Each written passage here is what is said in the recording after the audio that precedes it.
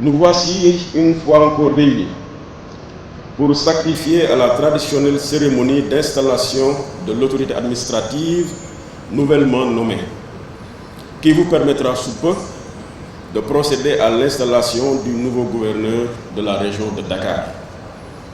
En effet, après un peu plus de 5 années passées à la tête de la région de Dakar, je m'apprête à passer le témoin à mon collègue et non moins ami et frère, M. Ousmane Kane.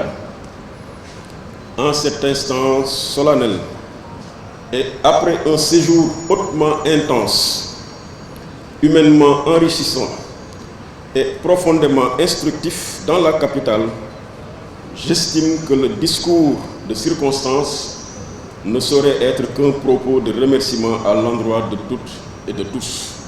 En un mot, je remercie tout le monde, particulièrement les chefs de service et autres membres du CRD, et n'oublierai rien de notre riche compagnonnage.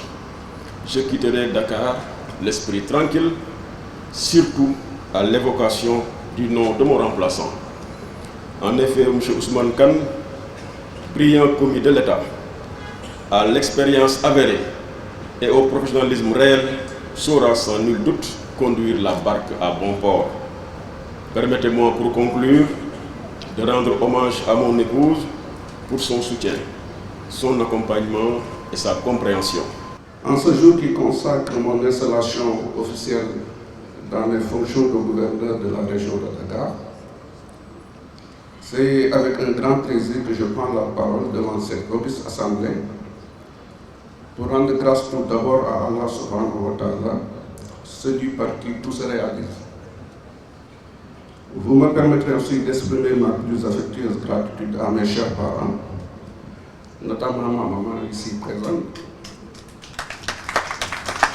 qui m'ont donné un magnifique modèle de l'honneur et de persévérance. Monsieur le ministre, Monsieur le Président de la République a bien voulu porter son choix sur ma personne au fait d'assumer les saluts de gouverneur de la région de Dakar. Je voudrais lui exprimer ma très profonde gratitude pour cette marque de confiance dont je m'honore. C'est un privilège exigeant de servir l'État et de représenter le gouvernement dans une région aussi importante et stratégique que Dakar. Je mesure l'honneur qui m'a été ainsi fait par M. le Président de la République en me nommant dans ses fonctions. Cependant, j'ai haute conscience que l'expression de ce sentiment devra s'analyser dans mon engagement à servir fidèlement et loyalement l'État sur cette terre de la région de Dakar. En effet, persuadé que le titre et le rang ne confèrent ni privilèges ni pouvoir, mais qui nous imposent des responsabilités, je voudrais donc, en ce moment solennel de passation de sage, vous dire très rapidement l'état d'esprit qui est le mien pour aborder ma mission dans la région de Dakar. Cette mission qui m'est confiée par l'État, je l'exercerai tout d'abord en m'efforçant de donner le meilleur de moi-même et en mobilisant toute mon énergie et mes capacités. Je l'exercerai dans le respect strict de l'éthique républicaine qui repose sur l'autorité, sur l'objectivité et l'impartialité de l'État, ainsi que sur le respect de la loi, car sans respect de la règle commune, il n'y a ni liberté ni égalité pour nos concitoyens. Je veux, dans l'exercice de mes attributions, être aussi un facilitateur, ayant pour objectif d'aider les acteurs publics et privés à aller de l'ordre, dans le sens de l'intérêt général, en lien étroit avec les élus territoriaux, dont je sais l'engagement quotidien au service de nos concitoyens. Ma méthode, elle sera celle du dialogue, attachée à la proximité de l'action de l'État, gage de sa crédibilité. Je suis accoutumé à travailler en ayant des relations très simples, très directes, franches avec mes interlocuteurs. Pour ce faire, il s'agira pour nous d'asseoir une administration proche et accessible qui répondra à l'attente des Dakaroises et Dakarois. En effet, je demeure convaincu qu'une institution de la République ne peut fonctionner dans l'isolement et n'a de sens que dans ses relations avec la société. Monsieur le ministre, le représentant de l'État n'est pas évidemment seul.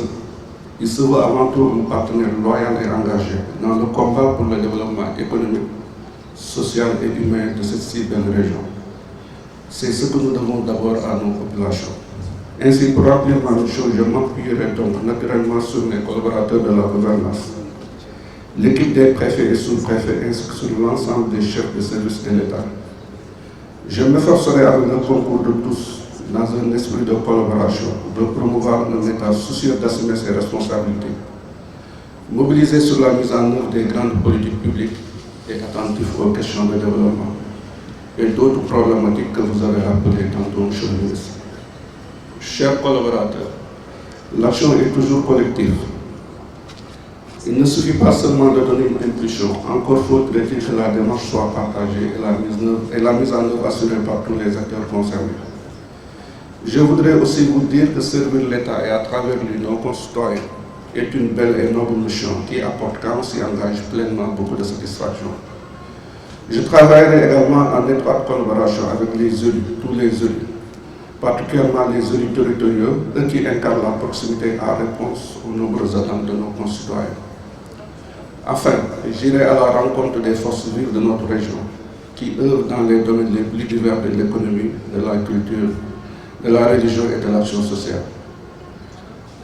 Pour ainsi dire, quelles que soient les responsabilités que vous assumez et les institutions que vous représentez, je mettrai en avant, en toute circonstance, ce qui nous ressemble, c'est-à-dire l'attachement aux valeurs de la République, le souci constant de l'intérêt général et l'amour de la patrie. Monsieur le ministre, j'arrive dans un contexte où d'importantes politiques territoriales devront être mises en œuvre dans le cadre du projet. Notre référentiel de politique économique et sociale, lequel vise à relancer les activités socio-économiques du pays et à mettre nos territoires sur la trajectoire du développement. La région de Dakar devra forcément en tirer bénéfice, d'autant plus que le cadre géophysique et le cadre administratif ont tellement valorisé la région au point qu'elle concentre l'essentiel du tissu industriel, des administrations de la République, mais également c'est la région la plus peuplée malgré sa faible superficie. Cette forte concentration n'est pas sans conséquence sur les différents secteurs d'activité.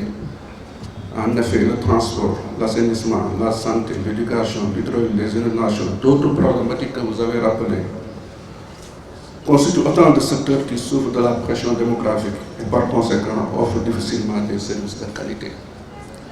Dès lors, le rôle de l'État est d'inverser ces tendances négatives si nous voulons donner une autre orientation à notre politique de développement économique et social.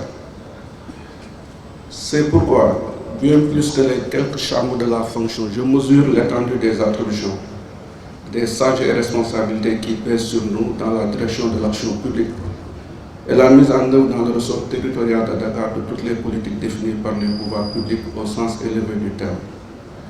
La tâche paraît certes énorme, mais le défi est exemplaire et ma détermination est sans faille. Dakar, véritable creuset spirituel, il reste évident que l'appui et les prières ardentes des guides religieux dont repose la région me seront aussi d'un apport inestimable.